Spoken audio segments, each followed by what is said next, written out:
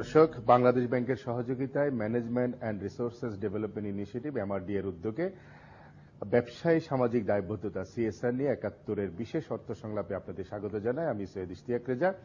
আমাদের সাথে আজকে আলোচনায় যোগ দিবেন এমআরডি এর নির্বাহী পরিচালক হাসিবুর রহমান এবং গ্রামীণ ফোনের কর্পোরেট রেসপন্সিবিলিটি কমিউনিকেশন ডিভিশনের জেনারেল ম্যানেজার দেবাশিস রায়। তাদের সাথে আলোচনায় যোগ দিব, কিন্তু তার আগে চলুন প্রফেসর ওয়াহিদুদ্দিন মাহমুদ, বিশিষ্ট অর্থনীতিবিদ, তার একটি সাক্ষাৎকার দেখে আসি এই বিষয়টি নিয়ে।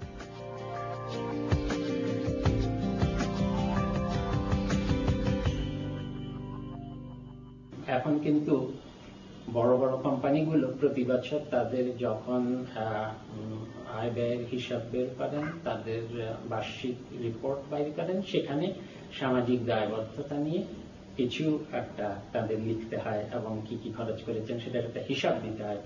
তবে এখনো হিসাব করলে দেখা যায় যে বড় বড় শিল্প প্রতিষ্ঠানগুলো মুনাফার 1 বা 2% সামাজিক দায়বদ্ধতায় খরচ করেন। এরকম ব্যবসা বাণিজ্যের প্রতিষ্ঠানের সংখ্যাও কিন্তু খুব হাতে গোনা হবে।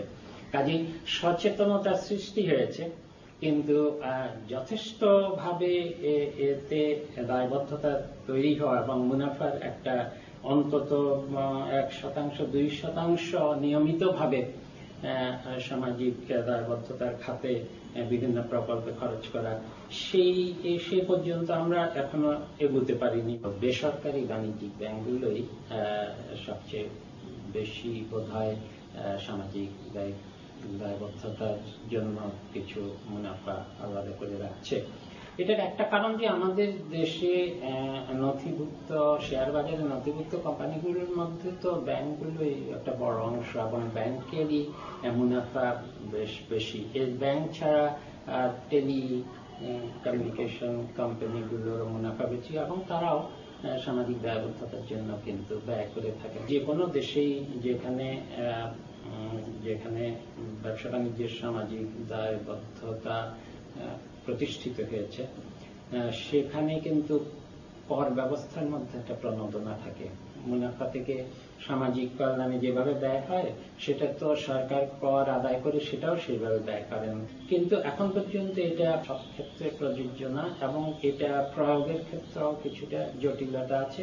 এই ক্ষেত্রে কর কর্তৃপক্ষ এবং শিল্প উদ্যোক্তা এদের মধ্যে একটা পারস্পরিক বোঝাপড়া থাকা উচিত।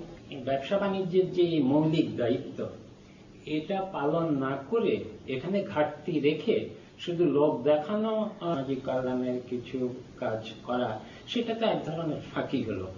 কাজেই এখানে একটা ব্যবসা বাণিজ্যের উদ্যোক্তাদের একটা দৃষ্টিভঙ্গির ব্যাপার আছে।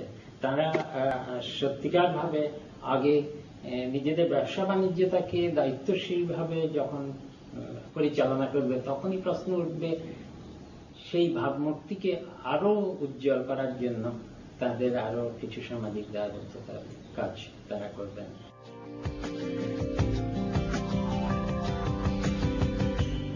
দর্শক, যা শুনছিলেন প্রফেসর ওয়াহিদুদ্দিন মাহমুদ যেটা বলছিলেন যে সিএসআর এর সাস্টেনেবিলিটি নিয়ে, আর তা নিয়ে কথা বলতে আমাদের সাথে এখন যোগ দিয়েছেন Debashis Roy, general manager corporate responsibility communications division, এবং একই সাথে হাসিবুর রহমান, নির্বাহী পরিচালক এমআরডি। আপনাদের দুজনকে স্বাগত।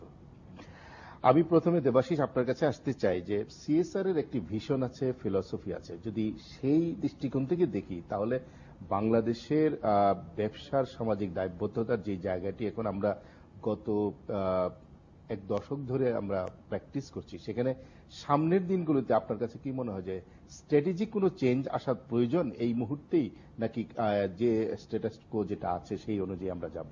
থ্যাংক ইউ, সুন্দর একটা কোশ্চেন করার জন্য।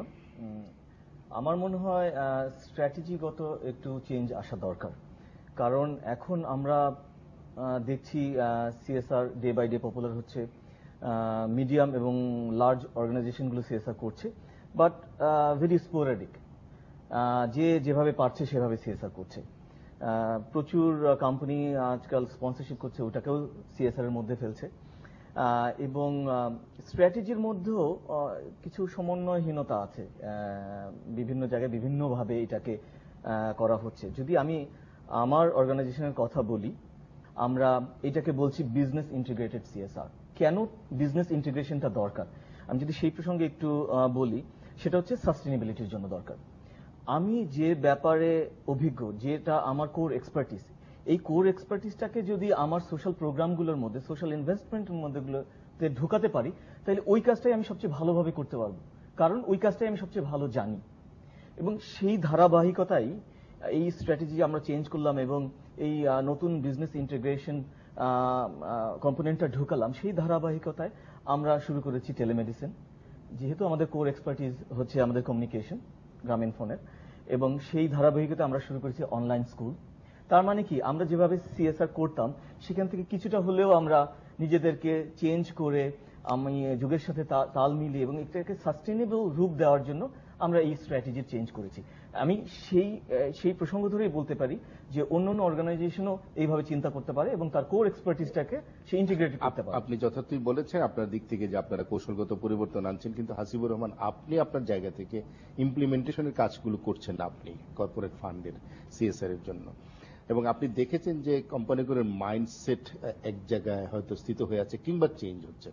আপনার কাছে কি কোনো মাইন্ডসেটের পরিবর্তন চোখে পড়েছে? আমার কাছে যেটা মনে হচ্ছে যে যারা রেগুলেটরি অথরিটির আন্ডারে খুব স্ট্রাকচার্ড জায়গায় কোম্পানিগুলো কাজ করছে, ব্যাংকিং সেক্টর বা টেলিকমিউনিকেশন সেক্টরের জায়গাটা, সেইখানে এক ধরনের মাইন্ডসেট চেঞ্জ হয়েছে। বিকজ রেগুলেটরি অথরিটিদের এক ধরনের ফোকাস আছে যে কি করছে কি না করছে মনিটর করার একটা জায়গা তৈরি হচ্ছে। বিশেষ করে ব্যাংকিং সেক্টরে একটা বড় মনিটরিং সিস্টেম তৈরি হচ্ছে। বাংলাদেশ ব্যাংক মনিটর করছে, অ্যানুয়াল রিপোর্ট করছে, ক্যামেল রেটিং এর নাম্বার নিয়ে আসছে। সুতরাং সেইখানে একটা মাইন্ডসেট হচ্ছে। কিন্তু ওভারঅল যে স্ট্র্যাটেজির কথাটা দেবাশিস বললেন, উনি যেটা বলছেন, আমাদের লোকাল কোম্পানিগুলা বা ব্যাংকগুলা খুব স্ট্র্যাটেজিক অ্যাপ্রোচ খুব কম আছে, বা রিটেন স্ট্র্যাটেজি আছে নাই, যেটা মাল্টিন্যাশনাল কোম্পানিগুলোতে আছে, যেটা তাদের জন্য সহজ হচ্ছে লং টার্ম কোনো প্ল্যান করতে, যে সাস্টেনেবল প্ল্যান করতে। কিন্তু আমাদের এখানকার অন্য যারা কোম্পানিগুলি আছে তাদের যেহেতু স্ট্র্যাটেজি নাই, তারা থোক একটা এই বছর এটা করছে, একজনের প্রপোজাল পাচ্ছে, এটা করছে, সুতরাং এটা সাস্টেনেবিলিটি খুব একটা দেখতে হচ্ছে না। কিন্তু ব্যাংকিং সেক্টর সেই জায়গায় একভাবে চিন্তা করছে এখন, যেটা সাস্টেনেবল অ্যাপ্রোচ। আমরা আমাদের এক্সপেরিয়েন্স, ব্যাংকগুলোর কথা আপনি বলছেন যে কেন্দ্রীয় ব্যাংকের একটা মনিটরিং আছে এবং এক ধরনের উৎসাহ আছে, এবং তারা ক্যামেল রেটিং সহ বেশ কিছু ইন্ডিকেটরস তারা তৈরি করেছে যে সিএসআর কার্যক্রমের জন্য। এটা হয়তো এক ধরনের সম্পর্ক তৈরি করছে রেগুলেটরের সাথে ইমপ্লিমেন্টিং কোম্পানিগুলো। হোয়াট অ্যাবাউট আদার্স, যারা অন্য যে কোম্পানিগুলো করতেছে, আমি মাল্টিন্যাশনাল বাদই দিলাম, লোকাল কোম্পানি যারা মনে করে যে ওকে আমি সিএসআর এর দিকে মনোযোগ দিতে চাই, নজর দিতে চাই, কিন্তু সেখানে তো সেইভাবে মনিটরিংটা নাই। সেই মনিটরিংটা নাই দেখেই আমরা বারবারই বলছি যারা রেগুলেটরি অথরিটি আছে, like securities exchange commission, NBR যেহেতু এখানে একটা পার্ট হয়েছে, তাদের একটা প্রণোদনার জায়গা আছে, তারা বলছে সিএসআর কোনগুলা করলে কিভাবে, সুতরাং তাদেরও একটা মনিটরিং ইউনিট থাকা উচিত। এবং ওভারঅল যারা ফান্ড ম্যানেজ করছে, যেসব এনজিওরা আমরা বলছি যে ডেভেলপমেন্ট ফান্ডের অল্টারনেটিভ হিসেবে ফান্ডটাকে কাজ করতে পারে, সেখানে যাও দেখছি যে যেসব এনজিওরা এইসব সিএসআর ফান্ড ইমপ্লিমেন্ট করছেন, সেসব এনজিওরা যখন ডোনারদের টাকা ম্যানেজ করছেন, তখন তারা যতটা সিস্টেমেটিক ভাবে তারা ওই কাজটা কি করছেন। যখনই সিএসআর ফান্ড হচ্ছে, সেখানেই এক ধরনের নরম মন, যে না এটার তো কোনো ইয়ে নাই, অডিট হয়তো হবে না, আমি ঠিকমতো অ্যাকাউন্টেবিলিটির জায়গাটা সেভাবে নাই, যেটা আমরা আমাদের এক্সপিরিয়েন্স লাস্ট 3-4 ইয়ার্সে যেসব এনজিওদের সাথে করেছি, তারা they are very good in development fund management. সুতরাং তাদেরকে ওইভাবে করেই আইডেন্টিফাই করা হচ্ছে। কিন্তু সিএসআর ফান্ডে যখনই তারা ম্যানেজমেন্টে যাচ্ছে, তারা ওইটাকে আর খুব গুরুত্ব সহকারে দেখছে। আমি এই ক্ষেত্রে আপনার আরেকটু দৃষ্টি আকর্ষণ করি হাসিবুর রহমান, ভারতে যে সিএসআর পলিসিটা হয়েছে, সেখানে একটি কথা বলা হয়েছে যে এনজিও গুলোকে যদি সিএসআর এর সাথে টেক করা হয়, এনজিওর ম্যান্ডেটেরও সমস্যা হইতে পারে। সেই জন্য তারা মনে করছে যে এনজিও গুলো আসলে এখানে ভূমিকা রাখার কিছু না, বরং নিয়ন্ত্রণ সংস্থাগুলো এবং কর্পোরেট নিজেরাই সিদ্ধান্ত নিতে পারে হাউ টু ইমপ্লিমেন্ট ইট। আসলে বিষয়টা সেই জায়গায়, বিকজ হলো যে আমরা যখন ইমপ্লিমেন্টেশন করছি, মনে করেন যে একটি কোম্পানি টাকা দিচ্ছে একটি লোকাল এনজিওকে, ওই কোম্পানিটির স্ট্র্যাটেজি না থাকার কারণে ওখানে ওর অডিট করার সিস্টেমটার কথা বলা নাই, কোম্পানির স্ট্র্যাটেজির মধ্যে না থাকার কারণে। সুতরাং যেহেতু ওর স্ট্র্যাটেজির মধ্যে অডিট নাই, ডেভেলপমেন্ট অর্গানাইজেশনগুলোর স্ট্র্যাটেজির মধ্যে অডিট আছে, প্রোগ্রাম মনিটরিং এর কথা বলা আছে, কোম্পানিগুলো সেই কথাটি স্ট্র্যাটেজির মধ্যে না থাকার কারণে সেই কথাটি লেখা নাই। কিন্তু আবার কোন কোন বড় কোম্পানি, ভারতের কর্পোরেট, তারা বলছে যে এনজিওর মাধ্যমে করাটা ভালো, কারণ তাদের ইমপ্লিমেন্টেশন সেন্সটা বেটার, অনেক বেশি ক্যাপাসিটি তাদের লোকাল লেভেলে আছে। আমরা যদি ডেভেলপমেন্ট ফান্ডের লিমিটেশনসের জায়গাটা চিন্তা করি, সেটা ডেভেলপমেন্ট ফান্ড ওয়ান শট একটা ইন্টারভেনশনের জন্য দিচ্ছে, কিন্তু কর্পোরেট এটা সাস্টেনেবিলিটি ছাড়া দেখতে পাচ্ছে না। সুতরাং সুতরাং স্ট্র্যাটেজিটা যদি থাকে এবং সেখানে যে মনিটরিং এবং ইভলিউশনের জায়গাটিও যদি অ্যাকোমোডেট করা হয় প্রতিটা কোম্পানি তাদের স্ট্র্যাটেজির মধ্যে, এনজিওরাই দ্য বেস্ট এই প্রজেক্টগুলো ইমপ্লিমেন্ট করার জন্য। এখানে ওভারহেড কস্ট অনেক কম। দেবাশিস, আমি আরেকটু এখানে অ্যাড করতে চাই, কেন আসলে আমাদের এনজিওর এক্সপার্টিজের উপর নির্ভর করতে হবে। কারণ অ্যাজ এ কোম্পানি আমি মনে করি যে আমি একটা ফিল্ড নিয়ে কাজ করি, I am not an NGO, এবং আমার পক্ষে ওই এনজিওর এক্সপার্টিজ ডেভেলপ করা, ওই ইনফ্রাস্ট্রাকচার তৈরি করা এক্সপেন্সিভ, আমার দরকার নাই সেটা। এই এক্সপার্টিজ এবং ইনফ্রাস্ট্রাকচারটা অলরেডি আছে। সে ফর এক্সাম্পল আমি সারা বাংলাদেশে একটা হেলথ প্রোগ্রাম নিব, এখন আমি কি অ্যাজ এ কোম্পানি আমি কি চাইবো আমি একটা বিশাল ডিভিশন করে আমি সারা বাংলাদেশের হেলথ ওয়ার্কারের একটা ইনফ্রাস্ট্রাকচার তৈরি করে তারপর যাব? এটা ওয়েস্টেজ অফ মানি। রাদার ওরা অলরেডি এই ইনফ্রাস্ট্রাকচারটা অলরেডি আছে, ওই হিউম্যান রিসোর্স গুলো আছে, আমি তাদের উপর বেস করে এই প্রোগ্রামটা নেওয়া। সেটার আলোকে আবার একটি পরামর্শ ইদানিং শোনা যাচ্ছে যে কর্পোরেট গুলোর সিএসআর ফান্ডের একটা অংশ কি ইমপ্লিমেন্টিং এজেন্সি গুলোর ক্যাপাসিটি বিল্ডিং এও দেওয়া যায় কিনা। এটা একটা গুড প্রপোজাল। আই মিন ওদের ক্যাপাসিটি বাড়লে obviously quality of the programs will increase. আমরা এখানে দেখি যে কোম্পানিগুলি ইন্ডিভিজুয়ালি যে সিএসআর ফান্ডটাকে হ্যান্ডেল করতেছে, একটা কোম্পানি যদি অনেকগুলা কোম্পানি এক জায়গায় যদি কমন ফান্ড ম্যানেজমেন্টের জায়গাটি তৈরি করে এবং সেই জায়গার যদি একটা অথরিটি তৈরি হয় এবং তারা যদি ওই মনিটর করে, যেটা আমরা গত সপ্তাহে একটি রাউন্ড টেবিলে আলোচনা করছিলাম, যে একটা কমন ফান্ড ম্যানেজমেন্ট সিস্টেম তৈরি করা, সেটার একটা বডি তৈরি করা, যে বডিতে এটা কিন্তু সাস্টেইনেবিলিটির দিক থেকে হেল্পফুল অনেক বেশি, কারণ ওভারহেড কস্ট অনেক কম। এনজিওরা যখন ডেভেলপমেন্ট ফান্ডে ইমপ্লিমেন্টেশন করছে আর কর্পোরেট ফান্ডে ইমপ্লিমেন্টেশন করছে, সেখানে ওভারহেড কস্টে অনেক পার্থক্য। এবং এখানে আপনি অনেক বড় প্রোগ্রাম নিতে পারবেন, অনেক সাস্টেনেবল লং টার্ম বড় প্রোগ্রাম নেওয়া সম্ভব হবে এবং অনেক বেশি অর্গানাইজড হবে। একটা কনসোর্টিয়ামের মতো করলে all companies are there, most of the companies, and সেক্ষেত্রে আপনার ম্যানেজমেন্ট অনেক সহজ হবে, মাল্টিপল ভিশনটাও পাওয়া যাবে একসাথে। দেবাশিস রায় এবং হাসিব রহমান, আপনাদের দুজনের কাছে আমরা আবার আসবো, একটা ছোট্ট বিরতি যাচ্ছি আমরা। দর্শক, আপনারা দেখছেন বিশেষ অর্থ সংলাপ, বাংলাদেশ ব্যাংকের সহযোগিতা এবং এমআরডি এর উদ্যোগে। একটা ছোট্ট বিরতি নিচ্ছি, ফিরে আসছি এক্ষুনি, সঙ্গে থাকুন।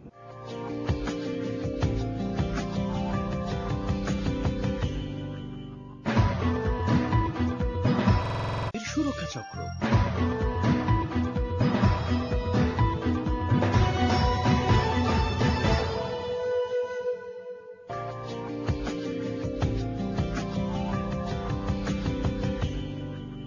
আরেকবার স্বাগত অর্থ সংলাপে। আমাদের সাথে আছেন হাসিবুর রহমান, নির্বাহী পরিচালক এমআরডি, এবং দেবাশিস রায়, জেনারেল ম্যানেজার, গ্রামীণ ফোন। দেবাশিস, আপনার কাছ থেকে আবার শুরু করি। স্টেক হোল্ডারদের ইন্টিগ্রেশন উইথ দি কর্পোরেট, এইটার কোন এটা কনসার্টেড এফোর্টটা কিরকম হতে পারে বলে আপনার মনে হয়? ওয়েল, যেটা একটু আগে আমরা কথা বললাম, একটা কনসোর্টিয়ামের মতো করে একটা কমন ফান্ড ম্যানেজমেন্ট করে, যেটা হাসিব ভাই বললেন। আর একটা জিনিস হতে পারে যে আজকাল প্রচুর কাজ হচ্ছে প্রাইভেট পাবলিক পার্টনারশিপের থ্রুতে, সেখানেও একটা সর্ট অফ কোঅর্ডিনেশন হতে পারে যে গভর্নমেন্ট এন্ড প্রাইভেট সেক্টর। আমরা দুই একটা কাজও এরকম করেছি। সে ফর এক্সাম্পল আমাদের টেলিমেডিসিন প্রোগ্রাম আছে, যেটা আমরা রিসেন্টলি গভর্নমেন্টের ইউআইএসসি সেন্টার গুলোর কে ইউজ করছি। তার মানে কি, গভর্নমেন্টের একটা ইনফ্রাস্ট্রাকচার আছে, ওটা আমরা ইউজ করছি। সুতরাং এইখানে যে এটাও কিন্তু একটা কনসার্টেড এফোর্ট আপনি বলতে পারেন, গভর্নমেন্ট এবং প্রাইভেট সেক্টর। তো আমরা যদি অনেক বেশি কোঅর্ডিনেটেড এফোর্টে যাই with private company, public and NGO together, সেক্ষেত্রে আমি মনে করি যে এটার আউটপুট অনেক বেশি বেটার হয়, অনেক বেশি সাস্টেনেবল হয়। হাসিবুর রহমান, একই কথা কি আপনি বলবেন যে পাবলিক প্রাইভেট পার্টনারশিপ এভাবে করে? সেটা হলো যে ধরেন আমাদের এডুকেশন বাজেট 100 টাকা, এইখানে গভর্নমেন্ট তার রেভিনিউ বাজেট থেকে হয়তো 60 টাকা দিতে পারছে, 40 টাকা শর্ট আছে, কিন্তু আমার এডুকেশনকে আপ টু দ্য মার্ক করতে 100 টাকা দরকার। সেইখানে এই 40 টাকা আসতে পারে সেই পার্টনারশিপের মাধ্যমে। এটা সাস্টেনেবল। হ্যাঁ, এরকম বিভিন্ন, আমরা যদি আমাদের এমডিজি গোলকে অ্যাচিভ করার কথা চিন্তা করে এরকম যদি একটা প্ল্যান করতে পারি, সেই প্ল্যানে যদি প্রাইভেট সেক্টরকে আমরা ইনভলভ করতে পারি, গভর্নমেন্টের ডেভেলপমেন্ট বাজেট তার রেভিনিউ বাজেটের বাইরেও এই যে সিএসআর ফান্ড দিয়ে সেখানে একটা বড় সমন্বয় হতে পারে। আমি একটু হাসিব ভাইকে অ্যাড করব, সেটা হচ্ছে হাইপোথেটিক্যালি স্পিকিং, আমাদের বাংলাদেশে কোনো পিওর টেকনোলজি ইউনিভার্সিটি মানে টেলিকম রিলেটেড কোনো ওরকম ডেডিকেটেড ইউনিভার্সিটি নেই। আমরা যদি এরকম একটা এনভিশন করি যে আমরা একটা টেলিকম রিলেটেড রিসার্চ হবে, পড়াশোনা হবে, এইটার উপর বেস করে একটা ইউনিভার্সিটি করব। এখন একটা প্রাইভেট কোম্পানির পক্ষে it's very difficult to invest so much money into this. So এখানে গভর্নমেন্ট আসতে পারে, ঠিক আছে আমি তোমাকে ইনফ্রাস্ট্রাকচারে হেল্প করবো, আমি তোমাকে একটা জায়গা দিলাম, একটা ল্যান্ড দিলাম, এবং এই ল্যান্ডের কস্টই তো হিউজ। তখন আরো যেটা আমরা একটু আগেই বললাম, public private partnership, concerted effort, coordinated effort. এখানে আপনি 10টা বড় মাল্টি ন্যাশনালকে এক করেন যে তোমার এই কোর্সগুলো পড়ানো হবে, এই কোর্সগুলো পড়ে তোমারও বেনিফিট হবে। যেমন ওই টেলিকম পড়ে ওই ছেলেটা যে রিসার্চ করবে সেটা টেলিকম রিলেটেড রিসার্চই হবে। So it's getting back to my companies benefit ultimately. So আপনি এরকম একটা অনেক বড় এফর্ট নিতে পারেন যদি এরকম একটা কোঅর্ডিনেটেড এফর্ট থাকে, একটা partnership, private public partnership. Hasibur Rahman, আপনি তো ইমপ্লিমেন্টিং এজেন্সি হিসেবে এমআরডি এর মাধ্যমে ফান্ড ম্যানেজমেন্ট করে তৃণমূল পর্যায়ে আপনি কাজ করছেন, কিন্তু একটা দৃষ্টিভঙ্গি আছে যে সিএসআর অনেক বেশি আরবান বেসড, তৃণমূলে যেতে চায় না অনেক, হয়তো লিমিটেশনগুলো যৌক্তিকও হতে পারে। তারপরে আপনি যেহেতু তৃণমূল পর্যায়ে নিয়ে গেছেন কর্পোরেট ফান্ডকে, আপনার কাছে কি মনে হয় যে তৃণমূল পর্যায়ে সাস্টেনেবিলিটির বাধাগুলো কি হতে পারে, অতিক্রম করা যায় কিভাবে, এবং সেখানে তৃণমূল পর্যায়ে ডাইভার্সিফাই করা যায় কি করে? আমার কাছে যেটা মনে হয়, তৃণমূল পর্যায়ে যাওয়ার যে বাধাটা, সেটা হলো যে কর্পোরেটের কাছে ওইরকম প্রপোজাল নাই, যে প্রপোজাল নাই, এবং কর্পোরেট সবচেয়ে গুরুত্বপূর্ণ কর্পোরেটের কাছে আস্থার জায়গাটা, যে আমি কার কাছে টাকা দিচ্ছি, সে আমার টাকাটা প্রপারলি ব্যবহার করছে। কর্পোরেট ওই লোকাল এনজিওটাকে চিনে না, সেখানেও আবার আমরা আসছে যে এক জায়গায় যদি আমরা ফান্ডটাকে নিয়ে আসতে পারি, একটা ম্যানেজমেন্ট টিম করি এবং একটা যদি সম্পর্ক তৈরি করা যায়, সেই জায়গাটা গুরুত্বপূর্ণ। একটি হলো আইডেন্টিফাই করার ক্ষেত্রে, ইমপ্লিমেন্টেশনের করার ক্ষেত্রে ওই লোকাল এনজিওটার গুডউইলটা গুরুত্বপূর্ণ, কারণ ওই লোকাল এনজিওটার গুডউইলের সাথে কর্পোরেটের গুডউইল যোগ হচ্ছে। সুতরাং কর্পোরেট তার ব্র্যান্ডিং এবং গুডউইলের জন্য অনেক বেশি শেখি ওই জায়গাটায়, সেটাও একটি গুরুত্বপূর্ণ জায়গা আছে। এবং ইমপ্লিমেন্টেশন ক্ষেত্রে এনজিওদের যে ডেভেলপমেন্ট ফান্ড হ্যান্ডেল করে যে প্রজেক্ট শেষ হয়ে গেলেই শেষ, আমি চলে আসব, এই যে মানসিকতাটা, সেই মানসিকতাটা এই সিএসআর ফান্ডে থাকলে হবে না। সেখানে পরিবর্তন আনতে হবে যে আমার সাস্টেনেবিলিটি করে আমার ফ্রেজ আউট করার জায়গাটা সাস্টেনেবল ফ্রেজ আউট হচ্ছে কিনা, টাকা শেষ হয়ে গেলেই ফ্রেজ আউট নাকি সাস্টেনেবল আমি রেখে আসছি, সেটার একটা উদাহরণ। আমি একটি উদাহরণ এরকম দিয়ে, আমরা সুন্দরবনে গেছি সিএসআর ফান্ড নিয়ে, পানি নিয়ে কাজ করতে, যে সেখানে আমরা দেখেছি যে ডেভেলপমেন্ট এফোর্টে পানির চেষ্টা করা হয়েছে, কিন্তু প্রজেক্ট শেষ ওইটা কে মেনটেন করবে, ওই যে টিউবওয়েলটার ব্যবস্থা নষ্ট হয়ে গেছে এবং নষ্ট হয়ে পড়ে রয়েছে, 100-র উপরে এরকম জিনিস রয়েছে। কিন্তু আমরা 10-12টা করেই কমিউনিটির মধ্যে ইনভলভ করেছে, কমিউনিটির ইনভলভমেন্টে দেখেছি লোকাল এনজিওগুলো যখন কমিউনিটিকে জড়িয়েছে, কমিউনিটি নিজের পুকুরটি দিয়েছে, নিজের ঘরের মধ্যে একটি জায়গা দিয়েছে, সুতরাং সেটাকে সে নিজের উদ্যোগেই পরিষ্কার করছে, এবং আমরা চলে এসেছি কিন্তু ওই কাজটি হচ্ছে।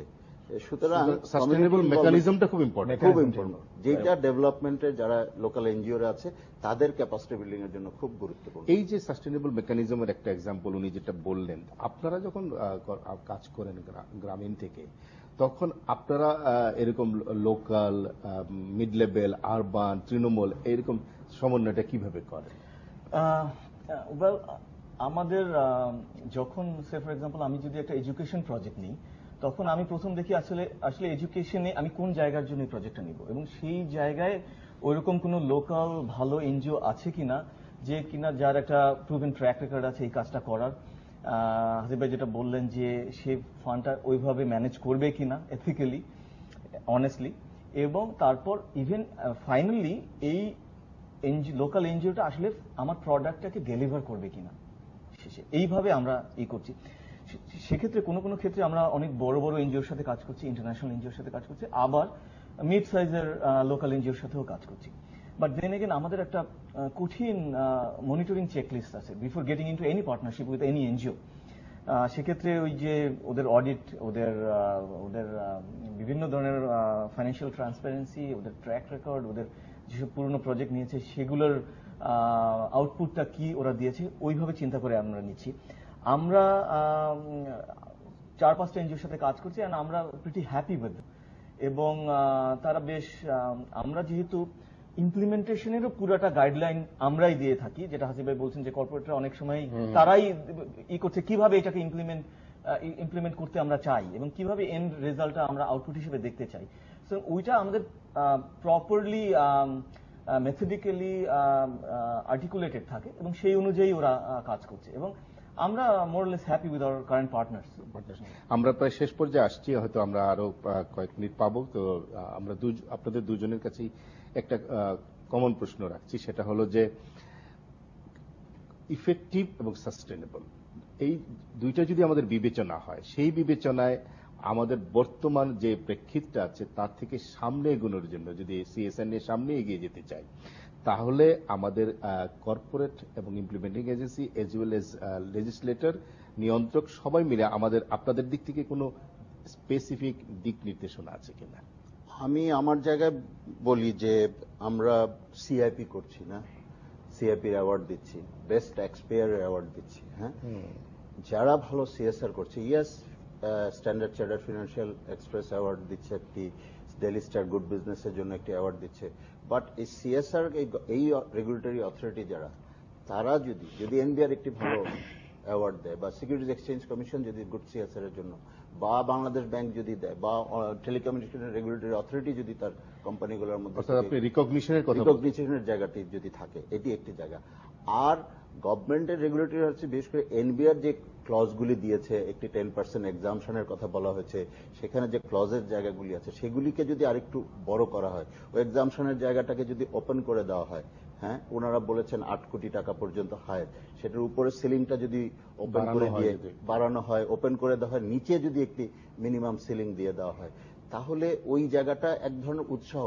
অবশ্যই ট্যাক্স এক্সামশনের জন্য কেউ সিএসআর করবে না, কিন্তু এটিকে উৎসাহিত করার, কারণ আমাদের দেশে ইস্যুটা নতুন, উৎসাহিত করার জায়গাটাকে যদি সামনে নিয়ে যাওয়া যায়, ঢাকা ইউনিভার্সিটি যদি গুড সিএসআর এর জন্য কোনো অ্যাওয়ার্ড দেয়, অনেক প্রেস্টিজ ক্যারি করবে, তখন অনেক কোম্পানি আগিয়ে আসবে ভালো সিএসআর, সাস্টেনেবল সিএসআর করার জন্য। একই সাথে আপনার কাছে জানতে চাই যে সিএসআর এর কি আপনার কাছে মনে হয় যে বাংলাদেশের কনটেক্সটে একটি ইন্ডিজিনিয়াস ডেফিনেশনও তৈরি করা প্রয়োজন? অবভিয়াসলি, আমরা যখন we started working on CSR last 6 years ago, আমরা এই ওয়াহিদুদ্দিন মাহমুদ স্যারের সাথে কথা বলতে গেছিলাম, উনি বলেছিলেন যে আমরা এখন একটু স্লো যাই, আমরা খুব ডেফিনেশনে না যাই, তাহলে এটা নিয়ে পপুলার করা যাবে না। কিন্তু আফটার 6 years আমাদের মনে হচ্ছে যে ডেফিনেশন থাকা উচিত এবং আমাদের ক্রাইটেরিয়াটাও তৈরি করা উচিত। ক্রাইটেরিয়াটা তৈরি করে দেওয়ার সময় চলে এসেছে। হাসিব ভাই যেগুলো বললেন সেগুলো তো আছেই, এর বাইরে যদি ন্যাশনাল সিএসআর একটা গাইডলাইন তৈরি করা যায়, সেটা একটা খুব ইম্পর্টেন্ট একটা কাইন্ড অফ ডকুমেন্ট হবে ফর অল অফ আস।